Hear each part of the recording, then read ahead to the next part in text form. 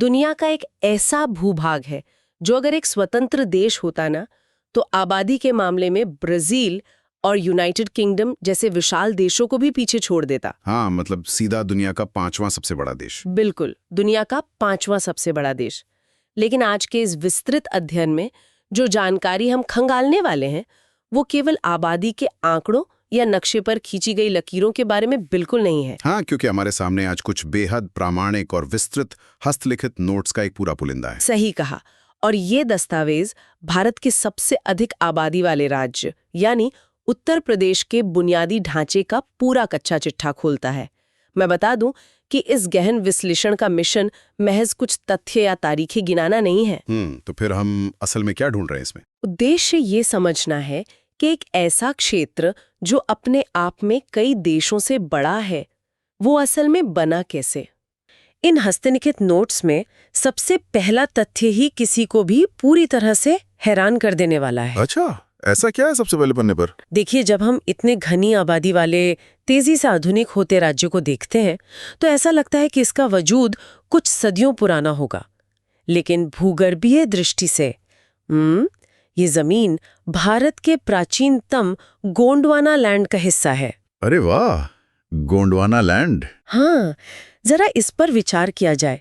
ये ऐसा है जैसे किसी आधुनिक हलचल भरे शहर की नींव डायनासोर के युग की या उससे भी पुरानी चट्टानों पर रखी गई हो। उन प्राचीन चट्टानों पर जब पृथ्वी के सारे महाद्वीप एक साथ जुड़े हुए थे। बिल्कुल। अगर हम इसे बड़ी तस्वीर से जोड़कर देखें ना, तो ये बात केवल एक भूगर्भीय आश्चर्य नहीं है, इसका सीधा असर आज की जमीन की संरचना पर पड़ता है। वो कैसे? गोंडवाना लैंड का हिस्सा होने का मतलब है कि इस क्षेत्र की जड़ें पृथ्वी के सबसे पुराने भूखंडों से जुड़ी हैं।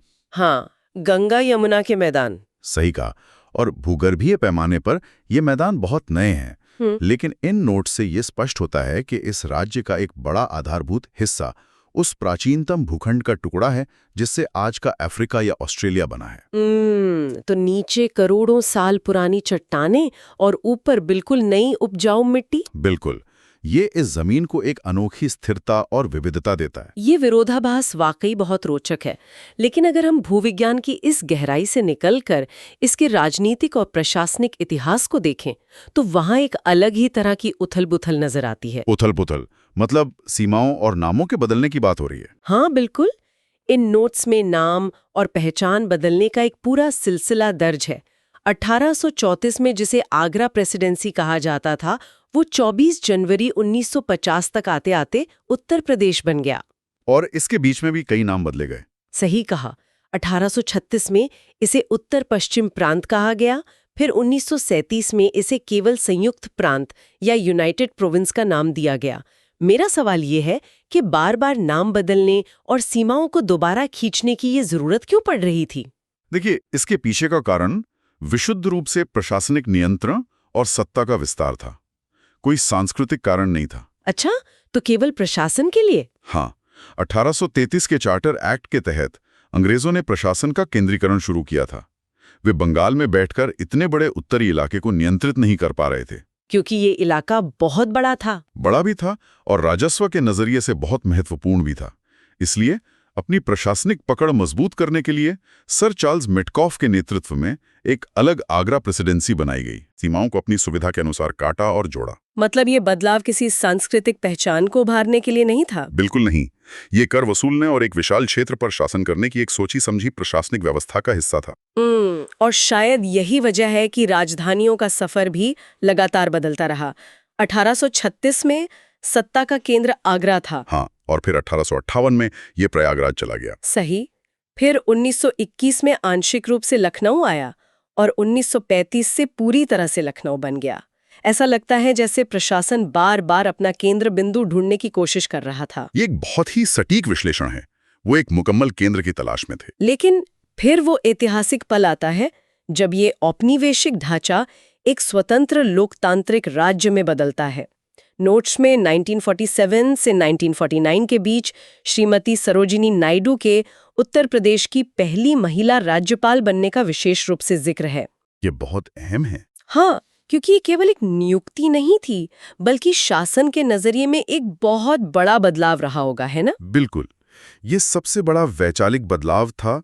जरा सोचिए, जो तंत्र पहले केवल शासन करने और एक साम्राज्य को बनाए रखने के लिए काम कर रहा था, उसे रातों रात बदलना पड़ा। हाँ, उसे विकास, लोकतंत्र और जनता की भलाई के लिए काम करने वाले तंत्र में बदलना था। सरोजनी नायडू का उस पद पर होना उस नए स्वतंत्र और समावेशी ढांचे का प्रतीक था। जो एक औपनिवेशिक अतीत से निकलकर अपना नया भविष्य गढ़ रहा था। एकदम सही। तो उस ऐतिहासिक विरासत को समझने के बाद अब ये देखना जरूरी है कि नक्शे पर ये विशालकाय राज्य आज कैसा दिखता है। आंकड़े क्या कहते हैं? हस्तलिखित नोट्स के आंकड़े बताते हैं कि इसका कुल क्षेत्रफल 2,40,928 वर्ग किलोमीटर है। 2,40,000।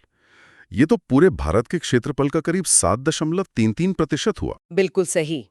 इसे समझने के लिए यूनाइटेड किंगडम जैसे देश के आकार की कल्पना की जा सकती है। नोट्स बताते हैं कि पूर्व में बलिया से लेकर पश्चिम में शामली तक इसकी लंबाई 650 किलोमीटर है और उत्तर में सहारनपुर से लेकर दक्षिण में सोनभद्र तक ये 240 किलोमीटर चौड़ा है। ये दूरी बहुत ज्यादा है अगर आप जमीनी स्तर पर देखें। वही तो, मतलब अगर कोई शामली से बलिया तक सड़क मार्ग से जाए तो ये ऐसा है जैसे कोई यूरोप के कई देशों को एक साथ पार कर रहा हो। एकदम सही तुलना है। और ये जो 650 किलोमीटर का पूर्वी पश्चिमी विस्तार है, ये सिर्फ सड़क की दूरी नहीं है। तो और क्या है? ये एक पूरी सांस्कृतिक और भाषाई यात्रा है। जब पश्चिमी यूपी के शामली से यात्रा शुरू होती है तो वहाँ की बोली, खान-पान और यहाँ तक कि कृषि का तरीका भी पूर्वी यूपी से बिल्कुल अलग होता है। जैसे गन्ने की खेती जो पश्चिम में बहुत होती है। हाँ बिल्कुल, गन्ने की बड़े पैमाने पर खेती। लेकिन बलिया तक पहुंचते पहुंचते भाषा में भोजपुरी की मिठास आ जाती है और कृषि पैटर्न बदल जाता है। अरे वाह! एक ही राज्य के भीतर इतनी भारी विविधता मिलना इसी विशाल फैलाव का सीधा परिणाम है। तो राज्य के इस उत्तर दक्षिण और पूर्व पश्चिम फैलाव को समझने के बाद अब हम राज्य के भीतर की सीमाओं की उस जटिल जाल की ओर मुड़ते हैं जो इसे भारत के केंद्र में एक अनूठा राज्य बनाता है। ये सीमाओं का जो मक्कड़ जाल है वो बहुत अनोखा है। जी, हमारे सूत्रों के अनुसार उत्तर प्रदेश 8 राज्यों और एक केंद्र शासित प्रदेश यानी दिल्ली से घिरा हुआ है। भारत के केंद्र में होने के कारण इसकी ये स्थिति बेहद असाधारण है। मतलब ये चारों तरफ से अलग-अलग राज्य सरकारों और उनकी नीतियों से घिरा है। अगर मैं इसके आकार और इन 8 सीमाओं की कल्पना करूँ ना, तो ये किसी ऑक्टोपस की तरह लगता है जिसके टेंटिकल्स हर दिशा में फैले हैं, या फिर किसी पुरानी इमारत की उस मुख्य ईंट यानी कीस्टोन की तरह जो अपने आसपास के 8 अलग-अलग ढांचों को साधे हुए है। कीस्टोन की ये तुलना बहुत सटीक है, क्योंकि नोट्स में वो 8 राज्य स्पष्ट हैं: हिमाचल प्रदेश, उत्तराखंड, हरियाणा, राजस्थान, मध्य प्रदेश, छत्तीसगढ़, झारखंड और बिहार। हाँ, और अगर आप इस मुख्य हिस्से यानी कि यूपी को हटा दें तो आसपास के राज्यों का जो भौगोलिक संपर्क है वो पूरी तरह से टूट जाएगा। बिल्कुल सही। और नोट्स ये भी दिखाते हैं कि हर एक सीमा का अपना एक अलग स्वभाव और आकार है। हाँ, इन सीमाओं का विरोधाभास तो बहुत ही चौंकाने वाला है। कैसे? नोट्स में एक तरफ सबसे छोटी सीमा का जिक्र है, हिमाचल प्रदेश। ये सीमा केवल और केवल एक जिले को छूती है, जो कि सहारनपुर है। बस एक छोटा सा हिस्सा। नक्शे पर ये बस एक बिंदु पर हल्के से स्पर्श जैसा लगता है। और फिर स्पेक्ट्रम के एकदम दूसरी तरफ है मध्य प्रदेश। ये राज्य की सबसे लंबी सीमा है जो पूरे 11 जिलों को स्पर्श करती है। 11 जिले, ये बहुत बड़ा हिस्सा है। हाँ, आगरा और इटावा से लेकर झांसी, बांदा, मिर्जापुर और सोनभद्र तक ये सीमा राज्य के पूरे दक्षिणी हिस्से को कवर करती है। देखिए, जब एक राज्य दूसरे राज्य के 11 जिलों के साथ इतनी लंबी सीमा साझा करता है तो यह सिर्फ जमीन का बंटवारा नहीं रह जाता। तो ये क्या बन जाता है? यह एक बहुत बड़े भौगोलिक और सांस्कृतिक साझाकरण को जन्म देता है। नोट्स बताते हैं कि अन्य सीमाएं भी काफी विस्तृत है। जैसे उत्तराखंड 7 जिलों को छूता है जी। बिहार भी महाराजगंज, बलिया, गाजीपुर समेत 7 जिलों को छूता है। हरियाणा 6 जिलों के साथ और राजस्थान 2 जिलों मथुरा और आगरा के साथ सीमा बनाता है। अब मैं उस चीज पर आना चाहती हूँ जो हमारे स्रोतों में एक लाल रेखा से उकेरी गई है। आप अंतर्राष्ट्रीय सीमा की बात कर रही हैं? जी।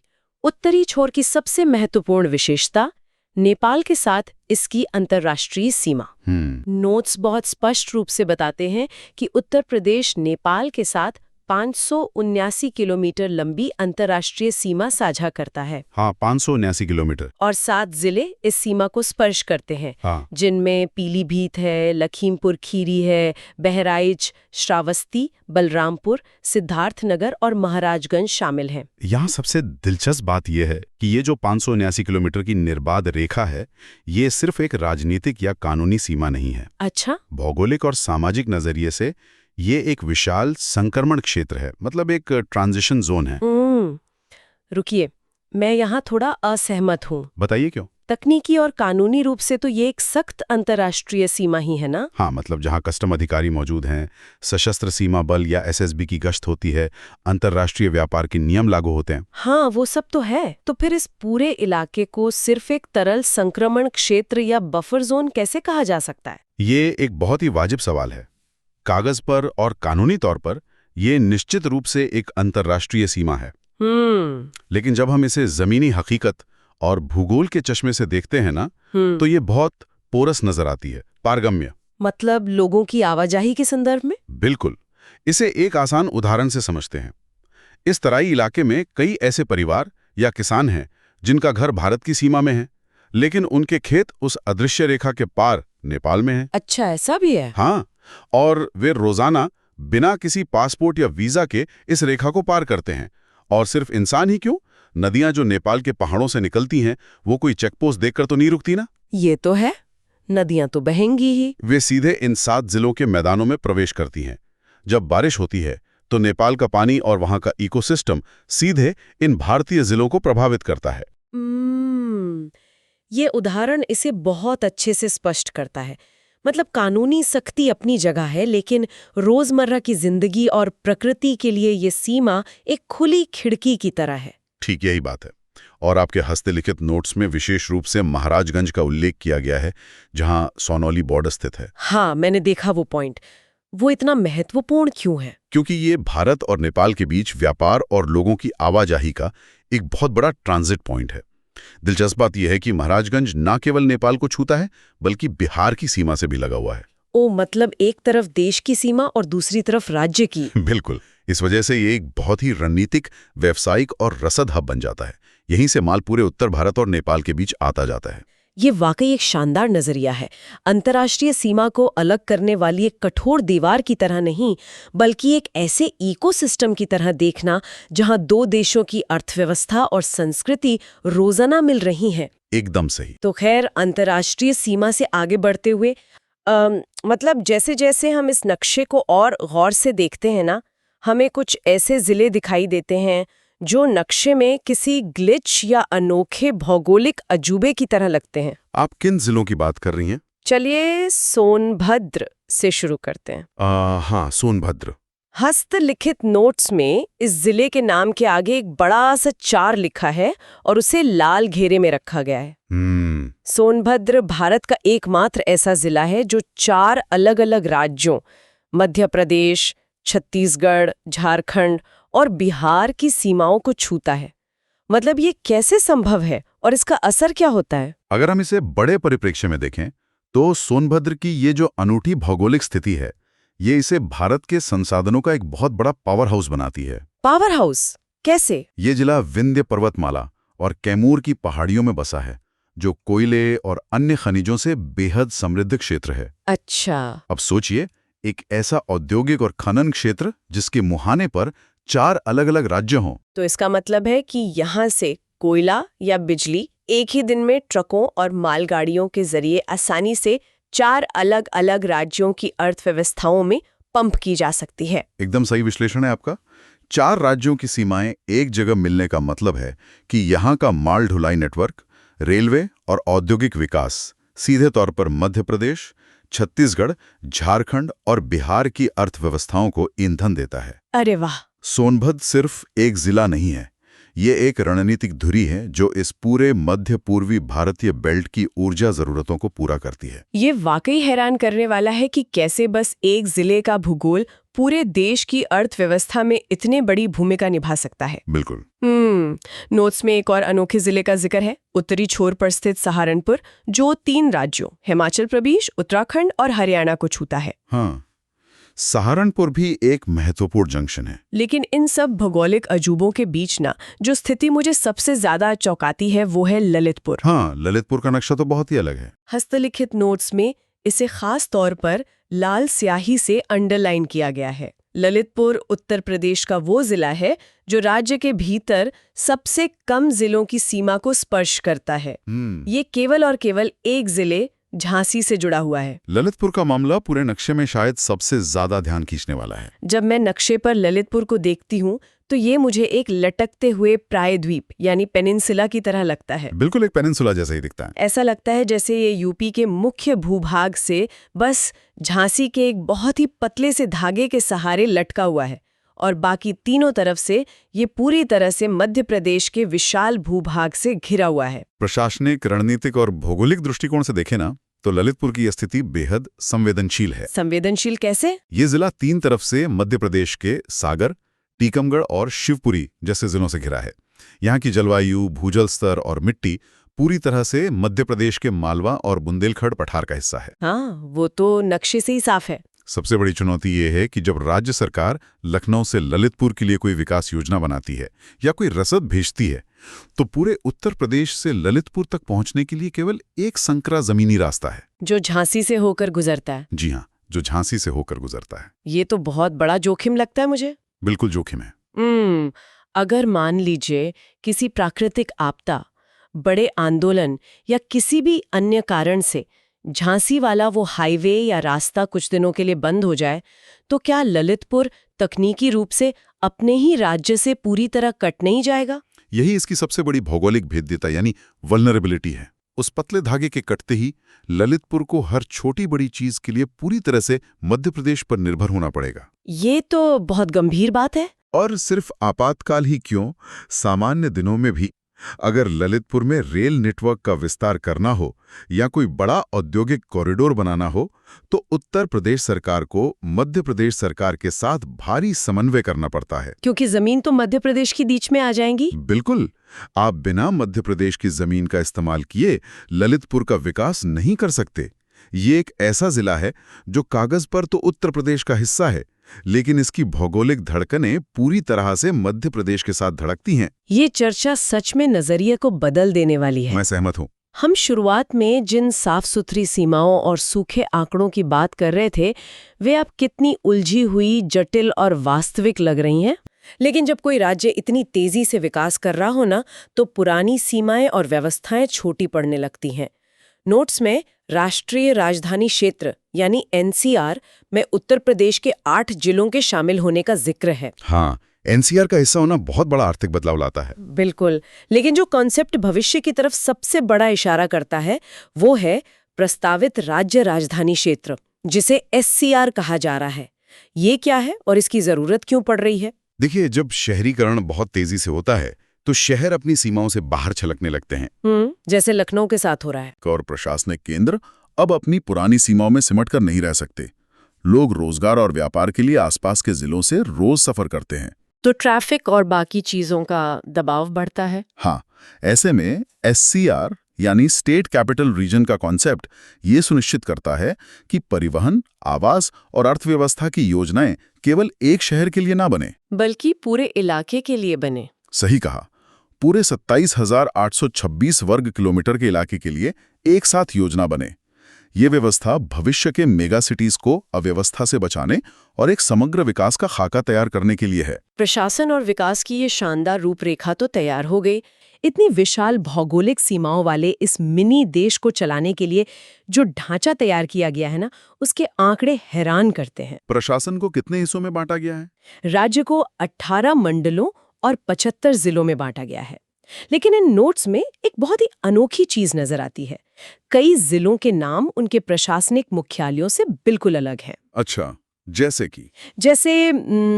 अगर किसी को अमेठी के प्रशासनिक दफ्तर जाना है तो उसे गौरीगंज जाना होगा। हाँ, और संत कबीर नगर का मुख्यालय खलीलाबाद है। हाँ, गौतम बुद्ध नगर का नोएडा है और सोनभद्र का रॉबर्ट्सगंज है। ऐसा क्यों है कि जिले का नाम कुछ और है और उसका नियंत्रण कक्ष किसी और नाम की जगह पर है? इसके पीछे एक बहुत ही व्यवहारिक तंत्र काम करता है। वो क्या?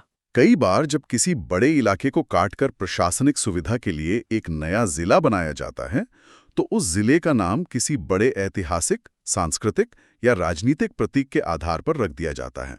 हाँ, जैसे संत कबीर नगर। बिल्कुल, लेकिन एक नए जिले को तुरंत चलाने के लिए बुनियादी ढांचे की जरूरत होती है, जैसे अदालत, अधिकारियों के दफ्तर और आवास, जो रातों रात नहीं बन सकते। सही कहा। इसलिए उस नए जिले के भीतर जो भी कस्बा या शहर पहले से संचार या रेलवे लाइन से जुड़ा होता है, उसे मुख्यालय बना दिया जाता है। अच्छा, तो नाम सांस्कृतिक पहचान के लिए होता है और मुख्यालय विशुद्ध रूप से प्रशासनिक कार्यक्षमता के लिए। एकदम सटीक। तो ये पहचान और कार्यक्षमता के बीच का एक बेहतरीन संतुलन है, और इसी कार्यक्षमता को जमीन तक पहुंचाने के लिए जो अगला आंकड़ा नोट्स में दिया गया है, वो किसी का भी दिमाग घुमा सकता है। मैं सुनने के लिए तैयार हूं। राज्य में 59,163 ग्राम पंचायतें हैं। 59,000 से ज्यादा। हाँ, इसके अलावा 17 नगर निगम हैं, जिनमें शाहजहांपुर सबसे नया है। मेरा सवाल ये है कि क्या इतने सारे स्तरों पर सत्ता को बांटे बिना इस विशालकाय मशीन को चलाना मुमकिन होगा? ये बिल्कुल नामुमकिन होगा। इससे एक बहुत अहम सवाल खड़ा होता है कि इतने बड़े राज्य का प्रशासन असल में चलता कैसे है। हाँ, इतनी सारे गांव और शहर। 59,000 से ज्यादा ग्राम पंचायतों का मतलब है कि प्रशासन की शक्ति केवल राजधानी की बड़ी इमारतों में नहीं बैठी है, बल्कि वो 59,000 छोटे-छोटे स्थानीय केंद्रों में बटी हुई है। यानी जमीनी स्तर पर। बिल्कुल। जब किसी गांव में कोई बुनियादी ढांचा बनना होता है, तो उसका निर्णय राजधानी से नहीं, बल्कि स्थानीय स्तर पर होना चाहिए। यह लोकतांत्रिक विकेंद्रीकरण का सबसे बड़ा उदाहरण है। हालांकि इतने बड़े जाल में तालमेल बिठाना एक चुनौती तो होगी ही। बहुत बड़ी चुनौती है, लेकिन इसके बिना राज्य के हर नागरिक तक पहुंचना संभव ही नहीं है। सही बात है। तो प्रकृति की ओर बढ़ने से पहले मेरा मानना है कि उस आधिकारिक मोहर को समझना जरूरी है, जो राज्य सरकार का प्रतिनिधित्व करती है। बिल्कुल, राजकीय चिन्ह से शुरुआत करना सबसे तार्किक रहेगा। हाँ, तो इस राजकीय चिन्ह में मछली और तीर कमान है, जिसे 1938 में स्वीकृत किया गया था, और ये गंगा यमुना के संगम और लखनऊ के रूमी दरवाजे का भी प्रतीक है। लेकिन यहाँ एक बहुत बड़ा सवाल खड़ा होता है। मैं समझ रही हूँ कि आप किस ओर इशारा कर रहे हैं। मतलब ये चिन्ह 1938 में अपनाया गया था, यानी आज़ादी से पहले। ये कितनी हैरानी की बात है कि एक औपनिवेशिक दौर में एक ब्रिटिश राज के समय स्वीकृत चिन्ह ने इतनी गहराई से स्थानीय संस्कृति को समेटा है। देखिए, ये ऐतिहासिक विरोधाभास सच में इस पूरी चर्चा का सबसे दिलचस्प बिंदु है।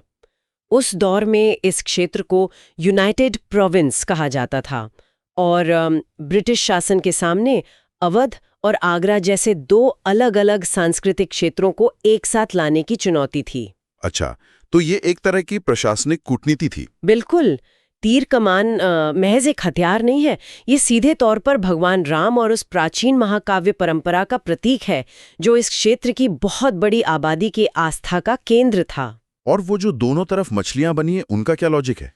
वो मछलियां, जिन्हें माही मरातिब कहा जाता था, वे अवध के मुस्लिम नवाबों का सर्वोच्च राजसी प्रतीक थीं। तो तीर कमान और मछली का यह संयोजन ऐतिहासिक और राजनीतिक रूप से बहुत अहम था। अरे वाह! मतलब उन्होंने दोनों बड़े समुदायों के इतिहास को एक ही कैनवस पे उकेर दिया। और फिर रूमी दरवाजे और नीचे जो नदियों की लहरें हैं, उनका संगम भी तो है इसमें। हाँ, लहरें गंगा और यमुना के संगम को दर्शाती हैं। रूमी दरवाजे और नदियों को एक साथ एक ही प्रतीक में पिरोने का सीधा सा मतलब है सांस्कृतिक और प्राकृतिक दोनों विरासतों को एक समान महत्व देना। ये बहुत ही खूबसूरत बात है। ऊपर इंसान द्वारा बनाए गए धर्म और साम्राज्य हैं, लेकिन नीचे जो इन दोनों को थामे हुए हैं वो है भूगोल, नदियां। एग्जैक्टली। और चूंकि आपने गंगा और यमुना नदियों के संगम का जिक्र किया है, तो स्वाभाविक रूप से अगला सवाल ये उठता है कि इन नदियों के जल में ऐसा क्या है जो राज्य की पहचान है? हाँ, और यहीं से हमारी चर्चा राजकीय जलीय जीव की ओर मुड़ती है, जो कि डॉल्फिन है, गंगा की डॉल्फिन। बिल्कुल, स्टेट एक्वाटिक एनिमल। और ये मेरे लिए बहुत ही हैरानी की बात थी। अमूमन जब हम राजकीय पशु सोचते हैं तो दिमाग में सीधे शेर, बाघ या हाथी आता है, मतलब कोई ताकतवर जानवर। हाँ, आमतौर पे लोग शक्ति को ही पहचान मानते हैं। भाई तो, लेकिन एक जलीय जीव के लिए, एक एक्वाटिक एनिमल के लिए अलग से एक श्रेणी बनाना, और उसमें डॉल्फिन को रखना, ये दर्शाता है कि इस राज्य के लिए नदियां सिर्फ सिंचाई का साधन या पानी का स्रोत नहीं है। बिल्कुल नहीं, नदियां उनके लिए जीवन का केंद्र है। तो ये डॉल्फिन इतनी खास क्यों है? मतलब मोहर में छपी उन 3 लकीरों का इस डॉल्फिन से क्या सीधा संबंध है? देखिए, डॉल्फिन का होना नदियों के स्वास्थ्य और पूरे इकोसिस्टम के लिए बहुत महत्वपूर्ण है।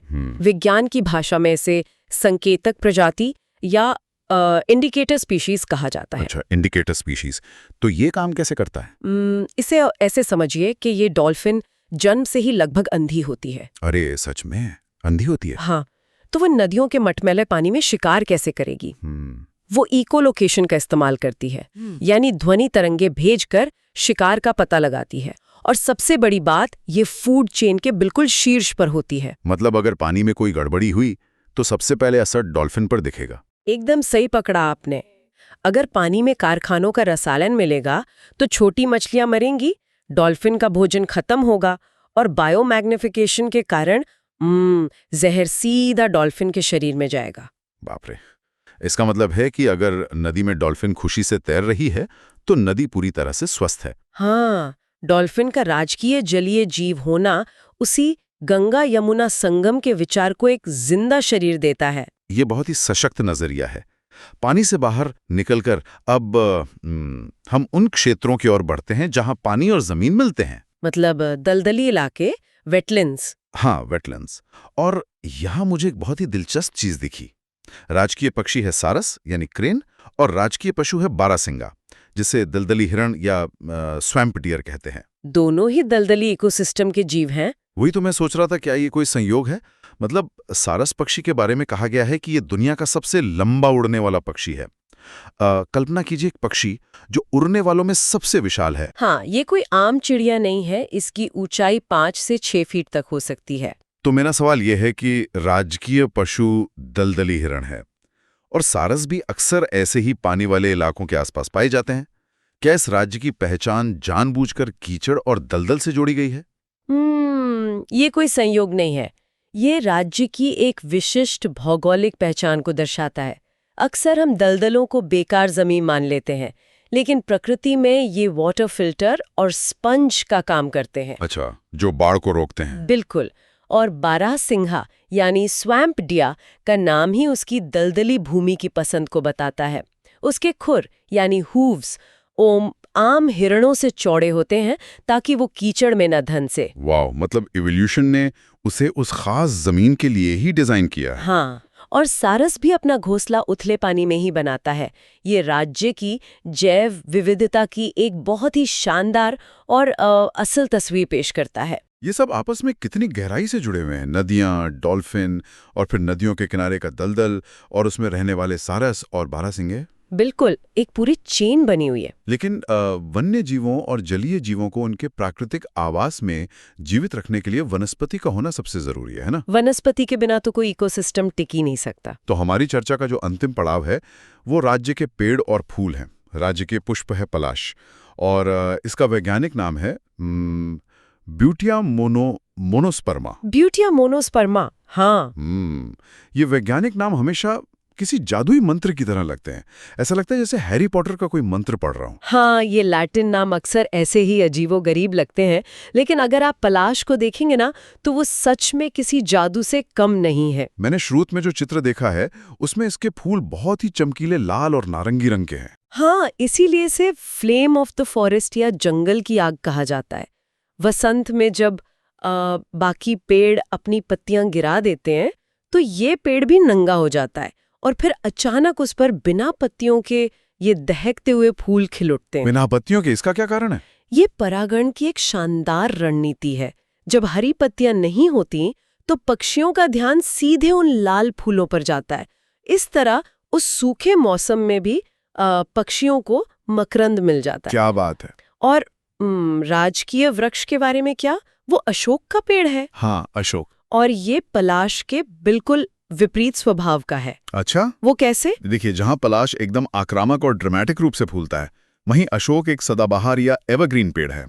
इसकी पत्तियां हमेशा शांत, स्थिर और हरी भरी रहती है। मतलब पलाश राज्य के परिदृश्य को एक ऊर्जा और रंग देता है, और अशोक एक तरह का ठहराव और शीतलता देता है। बिल्कुल। ये वनस्पतियां राज्य के लैंडस्केप को उनका मूल रूप देती हैं। एक आग है तो दूसरा शांत। लेकिन इन सब के बीच एक सबसे अहम चुनौती आती है। वो क्या? इस पूरी मशीनरी, इस पूरे तंत्र को सुरक्षित कैसे रखा जाए, क्योंकि कानून और व्यवस्था के बिना कोई भी ढांचा टिक नहीं सकता। बिल्कुल सही बात है। इन नोट्स में पुलिस व्यवस्था को लेकर जो जानकारी है वो प्रशासन की जड़ों तक जाती है।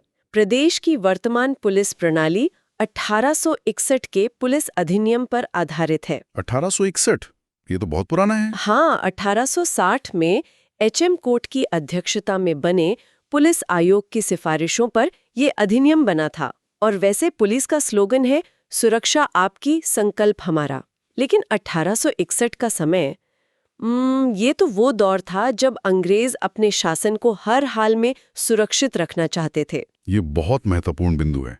1861 का अधिनियम नागरिकों की सुविधा के लिए नहीं, बल्कि नियंत्रण बनाए रखने के लिए लाया गया था। नियंत्रण कैसे? उस पुरानी व्यवस्था में नागरिक प्रशासक यानी जिला अधिकारी, जिसे हम डीएम कहते हैं, उसे पुलिस पर बहुत अधिकार दिए गए थे। अच्छा। पुलिस को कई बड़े कदम उठाने या बल प्रयोग करने से पहले डीएम की अनुमति लेनी पड़ती थी। ये एक तरह का नियंत्रण तंत्र था, ताकि कोई भी एक विभाग बहुत अधिक शक्तिशाली न हो जाए। और यही व्यवस्था आजादी के बाद भी दशकों तक चलती रही, जहां राज्य 8 जोन, 18 रेंज और 75 जिलों में बटा रहा। हाँ, व्यवस्था चलती रही। लेकिन इन नोट्स में 13 जनवरी 2020 की तारीख बहुत अहमियत रखती है। इस दिन क्या हुआ था? इसी दिन इस सदियों पुरानी व्यवस्था में एक बहुत बड़ा और अचानक बदलाव किया गया। लखनऊ और गौतम बुद्ध नगर से पुलिस कमिश्नर प्रणाली की शुरुआत की गई। हाँ, पुलिस कमिश्नरेट सिस्टम। मेरा सवाल ये है कि ऐसा क्यों हुआ? पुरानी व्यवस्था आधुनिक शहरों के लिए काम क्यों नहीं कर पा रही थी? क्योंकि समय के साथ खास तौर पर बड़े शहरी केंद्रों में अपराध की प्रकृति पूरी तरह बदल गई। मतलब क्राइम ज्यादा कॉम्प्लेक्स हो गया। बिल्कुल, वो अधिक जटिल और तेज हो गया। आपातकालीन स्थितियों जैसे कि दंगे की आशंका या संगठित अपराध से निपटने के लिए हर एक मिनट कीमती होता है। तो पुरानी व्यवस्था में दिक्कत क्या थी? पुरानी व्यवस्था में अगर किसी इलाके में निषेधाज्ञा यानी धारा 444 लगानी है या कोई त्वरित कार्रवाई करनी है, तो पुलिस को जिलाधिकारी की औपचारिक मंजूरी का इंतजार करना पड़ता था। और इसमें समय लगता होगा? बहुत समय। इस कागजी कार्रवाई में लगने वाला समय बहुत भारी पड़ सकता था। कमिश्नर प्रणाली ने इसी बाधा को हटा दिया। यानी निर्णय लेने की ताकत सीधे पुलिस को दे दी गई, ताकि वे जमीनी हालात के हिसाब से तुरंत फैसला ले सकें। बिल्कुल। इस प्रणाली में जिला अधिकारी के कुछ महत्वपूर्ण कार्यकारी अधिकार सीधे पुलिस कमिश्नर को दे दिए जाते हैं। हाँ, इससे तो काम बहुत तेज हो जाता होगा। हाँ, इससे शहरी अपराधों पर बहुत तेजी से फैसला लेना संभव हो गया। आज ये व्यवस्था 7 बड़े शहरों तक फैल चुकी है। वाकई ये एक बड़ा कदम है। और यहाँ इस बात का उल्लेख करना भी बेहद जरूरी है कि इस बदलाव के दौरान गौतम बुद्ध नगर में नियुक्त हुई लक्ष्मी सिंह उत्तर प्रदेश की पहली महिला पुलिस कमिश्नर बनी। अरे वाह, ये तो बहुत बड़ी बात है। हाँ, ये प्रशासनिक आधुनिकीकरण के साथ साथ नेतृत्व में एक बड़े और ऐतिहासिक बदलाव का प्रतीक था। बिल्कुल। और सुरक्षा का ये आधुनिकीकरण केवल कमिश्नर प्रणाली तक सीमित नहीं है। और क्या क्या बदलाव हुए हैं? नोट्स में 1998 में बनी स्पेशल टास्क फोर्स यानी STF और 2007 में बनी एंटी टेररिस्ट स्क्वाड ATS का जिक्र है। ये दोनों ही बहुत महत्वपूर्ण एजेंसियां हैं। हाँ, इसके अलावा 112 नंबर जो कि पुलिस आपातकाल के लिए है, 190 जो महिला हेल्पलाइन है और 1076 मुख्यमंत्री हेल्पलाइन जैसे नेटवर्क बनाए गए हैं। ये दिखाता है कि जब आबादी करोड़ों में हो तो सुरक्षा केवल थानों के भरोसे नहीं छोड़ी जा सकती। उसके लिए स्पेशल सिस्टम चाहिए। बिल्कुल। इसके लिए विशेष एजेंसियों और सीधे जनता तक पहुंचने वाले तेज संचार नेटवर्क की जरूरत होती है।